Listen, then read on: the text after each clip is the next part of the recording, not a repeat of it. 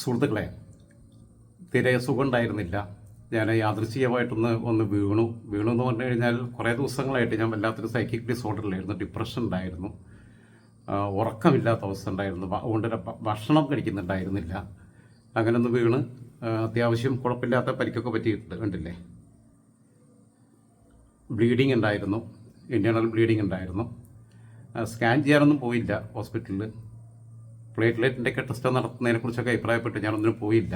ബ്ലീഡിങ്ങും മൂക്കി കിട്ടിയാൽ ബ്ലഡ് വരിക എന്നുള്ളത് വളരെ വളരെ പിന്നെ കട്ടിയിലുള്ള ബ്ലഡ് വരിക, അത് 3-4 ദിവസം അങ്ങനെ തുടർന്നു. പക്ഷേ ഞാൻ സ്വയം തന്നെ റിക്കവർ ചെയ്യാം. ഹോസ്പിറ്റലിൽ പോകാൻ വേണ്ടി പലരും വന്നു, പല സുഹൃത്തുക്കളും. എൻ്റെ പ്രിയ സുഹൃത്ത് മനോഹർ, അവൻ തിരുവനന്തപുരത്തു നിന്നാണ് വന്നത്. അങ്ങനെ വന്ന് എറണാകുളത്ത് തന്നെ വന്ന് കണ്ട് ഹോസ്പിറ്റലിൽ പോകുന്ന കാര്യം പറഞ്ഞു, കുറച്ച് മാനസികമായിട്ട് ആശ്വസിപ്പിച്ചു. പിന്നെ അതേപോലെ സൂരജേട്ടൻ, സിബി തോമസ്, അവരൊക്കെ, അതേപോലെ എൻ്റെ സഹോദരി ഭർത്താവ് ഒക്കെ വളരെ നന്നായിട്ട് കെയർ ചെയ്തു. പക്ഷേ ആര് പറഞ്ഞാലും അനുസരിക്കാത്ത ഒരു ദുശീലം പണ്ട് തൊട്ടേ ഉള്ളത് കൊണ്ട് ആ ശീലത്തിൽ മാറ്റം വരുത്താതിരുന്ന, സാധാരണ എനിക്ക് എന്ത് പറ്റിയാലും ഞാനാണ് ഹോസ്പിറ്റലിൽ പോകാത്ത ഒരാളാണ്. അത് പണ്ടേ അങ്ങനെയാണ്. പണ്ട് 24 വയസ്സിലൊരു 23 വയസ്സിലൊരു ബൈക്ക് ആക്സിഡൻറ്റ് ഉണ്ടായിട്ട് തല പോയിട്ട് പോസ്റ്റടിച്ച് വണ്ടി പറഞ്ഞ് എനിക്ക് പരിക്ക് പറ്റിയിട്ട് ഞാൻ ഹോസ്പിറ്റലിൽ പോകാതിരുന്നിരുന്നു. അപ്പോൾ അങ്ങനെ ഹോസ്പിറ്റലിൽ പോകൽ വളരെ കുറവാണ് എന്നുള്ളതുകൊണ്ട് പോയില്ല. വിഷയം അതല്ല. ഞാൻ വളരെ സീരിയസ് ആയിട്ടൊരു കാര്യം പറയാൻ വരുന്നത്, രാഹുൽ മാങ്കൂട്ടത്തിലിൻ്റെ ഈ ഭ്രൂണഹത്യകൾക്കകത്ത് ഒരു നരബലിയുടെ, ഒരു ആഭിചാര കർമ്മത്തിൻ്റെ, ഒരു മന്ത്രവാദത്തിൻ്റെ ഒരു ശൈലി ഉണ്ടോ എന്ന് സംശയിക്കേണ്ടിയിരിക്കുന്നു. അത് പിന്നെ സ്പെഷ്യൽ ഇൻവെസ്റ്റിഗേഷൻ ഏജൻസി, ആ ടീം, SIT, പിന്നെ സ്പെഷ്യൽ ഇൻവെസ്റ്റിഗേഷൻ ടീം ആ വഴിക്ക് ആലോചിക്കണം എന്നുള്ളതാണ് എനിക്ക് ഈ വിഷയത്തിൽ പറയാനുള്ളത്. കാരണം നിങ്ങൾ ആലോചിച്ച് നോക്കുക, ഭ്രൂണഹത്യ നടത്തുക എന്ന് പറഞ്ഞപ്പോൾ ആൾക്കാർ പല രീതിയിലും പറയുന്നുണ്ട്. ഓക്കെ, അവർ പിന്നെ ഉഭയകക്ഷി സമ്മതപ്രകാരമാണ് അല്ലേ, അങ്ങനെ വീട്ടിൽ ചെന്നിട്ട് റേപ്പ് ചെയ്യാൻ പറ്റുമോ? അതെന്തോ അതിൻ്റെ മെറിറ്റിലേക്ക് ഞാൻ പോകുന്നില്ല. പക്ഷേ പിന്നെ രണ്ട് പേര് തമ്മിൽ സെക്ഷൽ റിലേഷൻഷിപ്പിലേക്ക് പോകുമ്പം 2 പേർക്കും അത് എൻജോയ് ചെയ്യാൻ പറ്റണം. അതിനകത്ത് സ്നേഹത്തിൻ്റെ ഒരു തലോടൽ, ഒരു ചേർത്ത് പിടിക്കൽ, ഒരു ചുംബനം ഒക്കെ അതിൻ്റെ ഭാഗമായിട്ടുള്ളതാണ്. ഫോർപ്ലേ ഒക്കെ ഉണ്ടാവുന്നതാണ്. അത് മാത്രമല്ല, അതിൻ്റെ ഓർഗാസം എന്ന് പറയുന്നൊരു ഘട്ടത്തിൽ 2 പേരും ആ ഒരു പരസ്പരം പിന്നെ ഒന്നായി മാറുന്ന ഒരു നിമിഷമാണ്. അതിൽ നിന്നാണല്ലോ കുഞ്ഞുണ്ടാവുന്നത്. അങ്ങനെയൊക്കെയുള്ള സമയത്ത് മാനസികമായിട്ടുള്ള ഒരു തൃപ്തി കൂടി വേണം. വെറും ഫിസിക്കൽ ആയിട്ടുള്ള ഒരു ഓർഗാസം അല്ല ഇതിനകത്ത് ഉണ്ടാവുള്ളൂ. മാനസികമായൊരു സംതൃപ്തിയുടെ ഒരു പുതിയ ലോകത്തേക്ക് കൂട്ടിക്കൊണ്ടുപോകാൻ കഴിയണം. അത് കഴിയാതെ ഈ പങ്കാളികളെല്ലാം ഒന്ന് വസ്ത്രം വലിച്ച് കീറുക, ബെഡ്ഷീറ്റ് വരെ കീറുക, പില്ലോ കവർ കീറുക, അത് കഴിഞ്ഞിട്ട് പിന്നെ ഇവരെ മുഖത്ത് തുപ്പുക, മുടുക്കി പിടിച്ച് വലിക്കുക, അടിക്കുക എന്നൊക്കെ പറഞ്ഞു കഴിഞ്ഞാൽ ഇത് ഈ എല്ലാ കേസിലും സംഭവിച്ചിട്ടുണ്ട് എന്നുള്ളതാണ്. എല്ലാ കേസിലും. അത് മാത്രമല്ല, അപ്രോച്ച് ചെയ്തിട്ടുള്ള മറ്റ് പെൺകുട്ടികളുടെ അടുത്തും സമാനമായ രീതിയിലാണ്. നിൻ്റെ വസ്ത്രം റൂമിൽ മാറിക്കളിക്കും എന്നൊക്കെ പറയുന്ന ഒരു സാഡിസ്റ്റിൻ്റെ, ഒരു റേപ്പിസ്റ്റിൻ്റെ, ഒരു ഹണ്ടറുടെ ഒരു സ്വഭാവമുണ്ട് ഇതിനകത്ത്. അതൊരു വേട്ടക്കാരൻ്റെ മൈൻഡിൽ നിന്നുണ്ടാവുന്നതാണ്. അത് സ്വാഭാവികമായ ഒരു സെക്സ് അല്ല. ഇത് കോഴിയും പിന്നെ ആടും ഒന്നും ചെയ്യുന്ന പോലെ ഓടിച്ചിട്ട് ചെയ്യുന്നൊരു പരിപാടിയല്ലല്ലോ. അതുകൊണ്ടാണ് ഇത്തരക്കാരെ നമ്മൾ കോഴിയെന്ന് വിളിക്കുന്നത്. അതിൻ്റെ ഒരു പ്രണയത്തിൻ്റെ തലത്തിലേക്കൊക്കെ പോകാൻ കഴിയണ്ടേ. അങ്ങനെയല്ലാതെ ഈ അല്ലാതെ അപ്രോച്ച് ചെയ്തിട്ടുള്ള, ഇവന് നടക്കാതെ പോയ സ്ത്രീകളടുത്തും അത്തരം രീതിയിലുള്ള സംസാരമാണ് നടത്തിയിട്ടുള്ളത്. ഒരു വേട്ടക്കാരൻ്റെ മൈൻഡ് ഉണ്ടായിരുന്നു. അതിൻ്റെ ചരിത്രപരമായ ചില പശ്ചാത്തലം കൂടി എടുക്കുമ്പോൾ, ഒന്ന്, ചെറുപ്പത്തിൽ ഇവൻ സെക്ഷൽ അബ്യൂസിന് വിധേയനായിട്ടുണ്ടോ, അല്ലെങ്കിൽ കണ്ണിൽ കാണാൻ പാടില്ലാത്ത എന്തെങ്കിലും കണ്ടിട്ടുണ്ടോ? ഒരിക്കൽ തെന്നല ബാലകൃഷ്ണപിള്ള എൻ്റെ വല്യച്ഛനാണെന്ന് പറഞ്ഞു. തെന്നല ബാലകൃഷ്ണപിള്ള മരിച്ചപ്പോൾ അന്ന് നിലമ്പൂർ ഉപതെരഞ്ഞെടുപ്പിൻ്റെ സമയത്ത് ഞാൻ അന്ന് തന്നെ പൊളിച്ചടുക്കി. ഞാൻ പറഞ്ഞു, മുത്തശ്ശി ജീവിച്ചിരിപ്പുണ്ട്, അവർ സംസാരിക്കാൻ പറ്റാത്ത സാഹചര്യത്തിലാണ്. പക്ഷെ അവരുടെ കുടുംബാംഗങ്ങളോടൊക്കെ സംസാരിച്ചു. അവരുടെ കുടുംബമേ അല്ല രാഹുലിൻ്റെ കുടുംബവുമായി കുടുംബപരമായ രക്തബന്ധത്തിൻ്റെ ഒരംശം പോലും തെന്നല ബാലകൃഷ്ണപിള്ളയ്ക്കില്ല. തെന്നല ബാലകൃഷ്ണപിള്ള വേറെ എവിടെയോ കിടക്കണു. പുള്ളി പിള്ളമാരാണ്. ഈ നായന്മാരിൽ കിരിയത്ത് നായരും മറ്റേ നായരും പിന്നെ മറിച്ച് നായർ എന്ന് പറഞ്ഞ ഒരുപാട് നായന്മാരുണ്ട് നായർ വിഭാഗങ്ങൾക്കകത്ത്. ഇവർ കുറുപ്പാണ്, ഇവൻ്റെ അച്ഛൻ കുറുപ്പാണ് എന്ന് ഞാൻ പറഞ്ഞു. അപ്പോൾ എൻ്റെ അച്ഛനെ പോലെയാണെന്നോ എൻ്റെ മുത്തച്ഛനെ പോലെയാണോ എന്നോ പറയുന്നതിന് തെറ്റില്ല. എനിക്ക് പിതൃതുല്യനാണ് എന്ന് പറയുന്നതിന് തെറ്റില്ല. എനിക്ക് എൻ്റെ അമ്മയെ പോലെയാണ് എന്ന് പറയുന്നതിന് തെറ്റില്ല. അല്ലെങ്കിൽ എനിക്ക് സഹോദര തുല്യനാണ്, എനിക്ക് സഹോദരിയെ പോലെയാണ് എന്ന് പറയാറുണ്ട് നമ്മൾ. അങ്ങനെയല്ലാതെ, അല്ലെങ്കിൽ എനിക്ക് എൻ്റെ മകനെ പോലെയാണ്, എനിക്ക് എൻ്റെ മകളെ പോലെയാണ് എന്ന് പറയാറുണ്ട്. അങ്ങനെയല്ലാതെ എൻ്റെ മുത്തച്ഛനാണ് എന്ന് മാധ്യമങ്ങളുടെ മുമ്പിലിരുന്ന് പച്ചക്കള്ളം പറഞ്ഞപ്പോൾ ഞാനൊരു വീഡിയോയിലൂടെ അന്ന് പൊളിച്ചെടുക്കുന്നത് നിലമ്പൂർ ബൈ ഇലക്ഷൻ്റെ സമയത്താണത്. അതിന് പിന്നീടൊരു മറുപടി ഉണ്ടായിട്ടില്ല, ഒന്നും ഉണ്ടായിട്ടില്ല. അത് തെന്നലയുടെ കുടുംബാംഗങ്ങൾക്കിടയിൽ മുഴുവൻ അത് പ്രചരിപ്പിക്കപ്പെടുകയും ചെയ്തു. തെന്നലയുടെ കുടുംബാംഗങ്ങളുമായിട്ട് സംസാരിച്ചിട്ടാണ് ഞാൻ ആ വീഡിയോ ചെയ്തത്. രക്തബന്ധത്തിൻ്റെ ഒരംശം പോലും ഇല്ല. ഞങ്ങളുടെ പേര്, ഞങ്ങളെ മുത്തച്ഛൻ്റെ പേര് ദുരുപയോഗപ്പെടുത്തുകയാണ് എന്ന രീതിയിലാണ് കുടുംബാംഗങ്ങൾ സംസാരിച്ചിരുന്നത്.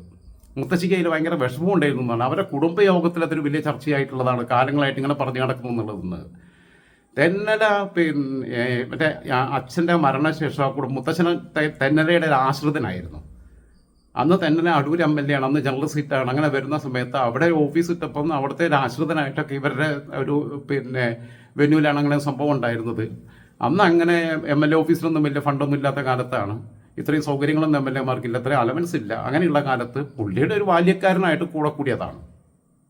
പക്ഷെ അദ്ദേഹം ഈ കുടുംബത്തിനെ സഹായിക്കുകയൊക്കെ ചെയ്തു. അദ്ദേഹത്തിന് തൻ്റെ ബാല്യക്കാരൻ്റെ മകൻ എന്ന രീതിയിൽ രാഹുൽ മാങ്കൂട്ടത്തിൻ്റെ അച്ഛനെ പഠിപ്പിക്കാനും ബാക്കിയുള്ള ജോലി കണ്ടെത്താനും ഒക്കെ സഹായിച്ചിട്ടുണ്ട്. രാഹുലിൻ്റെ സഹോദരിയെ പോലും പഠിപ്പിക്കുന്നതിന് വേണ്ടിയിട്ട് സീറ്റ് അറേഞ്ച് ചെയ്യുന്നതിലും ഒക്കെ തെന്നല നല്ല ഇടപെടൽ നടത്തിയിട്ടുണ്ട്. പക്ഷേ പിന്നീട് ആ വീട്ടിലെ ചില പോക്കിൽ, പ്രത്യേകിച്ചും രാഹുലിൻ്റെ അച്ഛൻ മരിച്ചതിന് ശേഷം അതിൽ തെന്നല അസ്വസ്ഥനായിരുന്നതുകൊണ്ട് ആ കുടുംബവുമായിട്ടുള്ള ബന്ധം വിച്ഛേദിക്കപ്പെടുന്നൊരവസ്ഥയിലേക്ക് എത്തി. രാഹുൽ തെന്നല അവിടേക്ക് പോകാതെയായി. തെന്നലയുടെ കുടുംബാംഗങ്ങൾ അവരുമായിട്ടുള്ളൊരു ബന്ധം വിച്ഛേദിക്കുന്ന അവസ്ഥയെത്തി. സാധാരണഗതിയിൽ ഒരു MLAയുടെ സഹായിയായിട്ടൊക്കെ നിന്ന ആളുകളെ അവർ മരണം വരെ ആത്മബന്ധം സൂക്ഷിക്കും. ഡ്രൈവറുമായിട്ടും ഗൺമാന്മാരുമായിട്ട് ഇപ്പോഴും ബന്ധം സൂക്ഷിക്കുന്ന മുൻ MLAമാരെയൊക്കെ എനിക്കറിയാം. അവരുടെ കൂടെ അത്രയും നാൾ നടന്നതാണ്. എന്ത് ഫംഗ്ഷനും അങ്ങോട്ടും ഇങ്ങോട്ടും ആ ഒരു സ്നേഹബന്ധം പുലർത്താറുണ്ട്. മുൻ മന്ത്രിമാർ പലരും അവരുടെ കുക്കുമാരുമായിട്ട് ഇപ്പോഴും ബന്ധം പുലർത്തുന്നവരുണ്ട്. അതൊക്കെ ഒരു കുടുംബാന്തരീക്ഷത്തിലുള്ള ബന്ധമാണ്.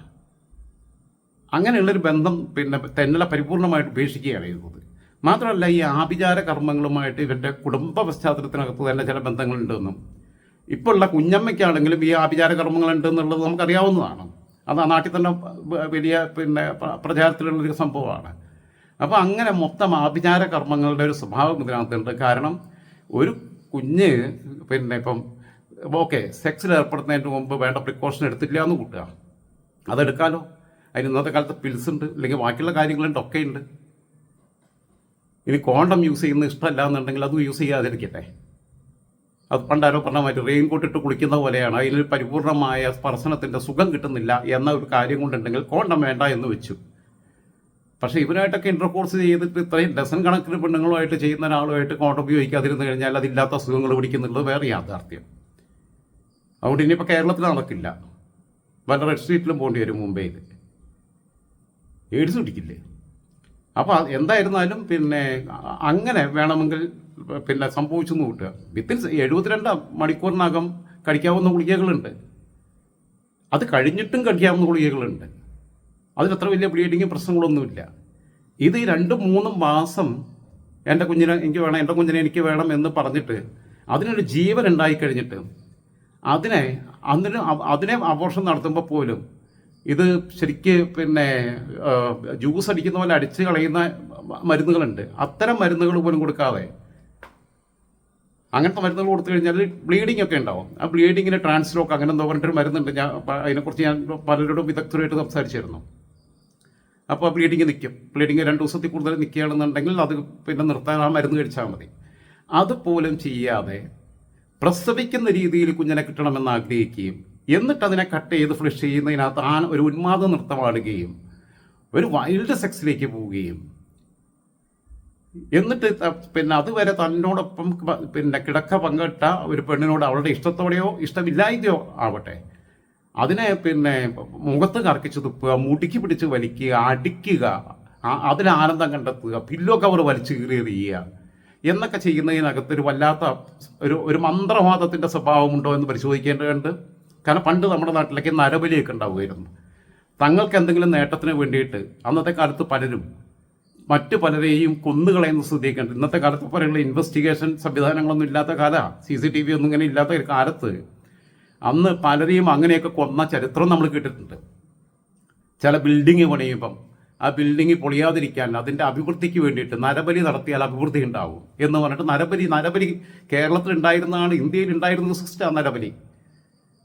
സ്വന്തം അഭിവൃദ്ധിക്ക് വേണ്ടി മറ്റൊരാളുടെ ജീവൻ ബലി കൊടുക്കുക, അങ്ങനെ നരബലി. ഇപ്പോഴും ചില അന്ധവിശ്വാസികളായിട്ടുള്ള ആൾക്കാർ സ്വന്തം കുഞ്ഞുങ്ങളെ വരെ നരബലിക്ക് വിധേയരാക്കിയതായിട്ടുള്ള വാർത്തകൾ നമ്മൾ പലപ്പോഴും വായിച്ചിട്ടുണ്ട്, ചില സിദ്ധന്മാരുടെയൊക്കെ ഉപദേശപ്രകാരം. അങ്ങനെ ഇതിനകത്തൊരു നരബലിയുടെ സ്വഭാവമുണ്ട്. ഈ സ്പെഷ്യൽ ഇൻവെസ്റ്റിഗേഷൻ ടീമിൻ്റെ അന്വേഷണം അതിലേക്ക് കൂടി പോകേണ്ടതുണ്ട്. അത്തരം ഒരു പിന്നെ രതിവൈകൃതത്തിനപ്പുറം നമ്മളെ ഒരു അന്ധവിശ്വാസത്തിൻ്റെ തരത്തിലേക്ക് സാമാന്യ യുക്തിക്ക് നിരക്കാത്ത ഏതോ പ്രാകൃതമായ കാലഘട്ടത്തിലുണ്ടായിരുന്ന ആചാരങ്ങളുടെ മനസ്സിലേറ്റിക്കൊണ്ട് നടക്കുന്ന ഒരു സ്ഥിതി ഈ സൈക്കോപാത്തിനുണ്ടായിരുന്നോ എന്നുള്ളത് കൂടി പരിശോധിക്കേണ്ടതാണ്. രണ്ട് ചെറുപ്പത്തിലുണ്ടായിട്ടുള്ള ദുരനുഭവങ്ങളൊക്കെ അവനെ മോൾഡ് ചെയ്തെടുത്തതിൽ പ്രശ്നം ഉണ്ടായിട്ടുണ്ടാവും. ചിലപ്പം കണ്ണിന് കാണാൻ പാടില്ലാത്ത കാര്യങ്ങൾ കണ്ടിട്ടുണ്ടാവും, അങ്ങനെയുള്ള അല്ലെങ്കിൽ ചിലപ്പം അനുഭവിക്കാൻ പാടില്ലാത്ത കാര്യങ്ങൾക്ക് വിധേയനായിട്ടുണ്ടാവും, അതൊക്കെ ഉണ്ടാവും. അതിൻ്റെയൊക്കെ ആനുകൂല്യം ഞാൻ കൊടുക്കുന്നു. പക്ഷെ അതൊന്നും ഒരു മനുഷ്യന് ക്രൂരനാവുന്നതിനുള്ള ന്യായീകരണമല്ല. ഞാൻ പലപ്പോഴും പറഞ്ഞിട്ടുണ്ട്, അതിനേക്കാൾ ഭേദം ഗോവിന്ദസ്വാമിയാണ് എന്നുള്ളത്. ഒരു കൈയില്ല, ഒന്ന് മര്യാദയ്ക്ക് കുളിക്കാൻ പറ്റില്ല, ഒന്ന് ടോയ്ലറ്റ് പോയാൽ സ്വയം അതിൻ്റെ കൃത്യങ്ങൾ ഒരു കൈ കൊണ്ട് ഫ്ലഷ് പിടിച്ചിട്ട് മറു കൈ കൊണ്ട് കഴുകാൻ പറ്റാത്ത അവസ്ഥയുണ്ട്. അങ്ങനെ വൃത്തിക്ക് കുളിക്കാനും നനയ്ക്കാനും ഒന്നും പറ്റാതെ ഒരു തോർത്ത് കുളിച്ച് കഴിഞ്ഞിട്ട് പിഴിയാൻ പറ്റില്ല, ഒരു ടവല് സ്വന്തം ഡ്രസ്സൊന്നും പിഴിഞ്ഞ് അലക്കിയിടാന്ന് എഴുതി കഴിഞ്ഞാൽ അതിന് പറ്റില്ല. അങ്ങനെ മുഷിഞ്ഞ് ഞാറ് നടക്കുന്ന ഒരു മനുഷ്യനോട് ലോകം മുഴുവൻ കാണിക്കുന്ന ഒരു അയിത്തുണ്ട്, അകറ്റി നിർത്തുന്ന രീതി. അങ്ങനെ ഒരു അപരിഷ്കൃതനെ പോലെ കാണുകയും മാറ്റി നിർത്തപ്പെടുകയും ചെയ്യുന്ന ഒരാൾ എന്തെങ്കിലും വൃത്തികേട് ചെയ്താൽ അത് ശരിയാണെന്ന അർത്ഥത്തിലല്ല, അതിന് പോലും മാനുഷികമായ ഒരു ന്യായീകരണത്തിൻ്റെ അംശം നമ്മൾ ഇട്ടു കൊടുക്കുന്നുണ്ട് ഗോവിന്ദസ്വാമിക്ക് പോലും. പക്ഷെ അതുപോലും രാഹുലിൻ്റെ കേസിലില്ല എന്നുള്ളതാണ്. ഞാൻ വീണ്ടും പറയുന്നു, അന്വേഷണം ആ വഴിക്ക് കൂടി പോകേണ്ടതുണ്ട്. കാരണം ഇതിൻ്റെയൊക്കെ സമാന സ്വഭാവങ്ങൾ, ഇതിന് ഇരകളാവാതെ പോയ ആളുകളോട് അപ്രോച്ച് ചെയ്തിട്ടുള്ള രീതി, സംസാരിച്ച ടോൺ, അവരോട് പറഞ്ഞിട്ടുള്ള കാര്യങ്ങൾ, ഇതൊക്കെ കൂടെ കൂട്ടി വായിക്കുമ്പോൾ ഇതിൻ്റെ പിന്നിൽ ഒരുപാട് ദുരൂഹതകളുണ്ട്. അതിൻ്റെ പശ്ചാത്തലം പരിശോധിക്കപ്പെടേണ്ടതാണ്. അതുമാത്രമല്ല, കുഞ്ഞമ്മയൊക്കെ വളർത്തിക്കൊണ്ടുവരുമ്പം അതിനകത്ത് പോലും ഇത്തരം ചില എലമെൻറ്റുകളുണ്ടോ, ഇത്തരം ചില ബന്ധങ്ങളുണ്ടോ എന്ന് സമാന സ്വഭാവത്തിൻ്റെ ഒരു തലമുണ്ടോ, അതാണോ സൗഹൃദത്തിൻ്റെ അടിസ്ഥാനമായി മാറിയത് എന്നൊക്കെ പരിശോധിക്കപ്പെടേണ്ടതുണ്ട്. കാരണം മന്ത്രവാദമൊക്കെ ഏതോ കാലത്ത് നമ്മൾ നിരോധിച്ചതാണ്. അപ്പോൾ അത്തരം ഒരു ആഭിചാര കർമ്മത്തിൻ്റെ ഒരു നരബലിയുടെ സ്വഭാവം ഇതിനകത്തുണ്ട് എന്ന് ഞാൻ ബലമായി സംശയിക്കുന്നുണ്ട്.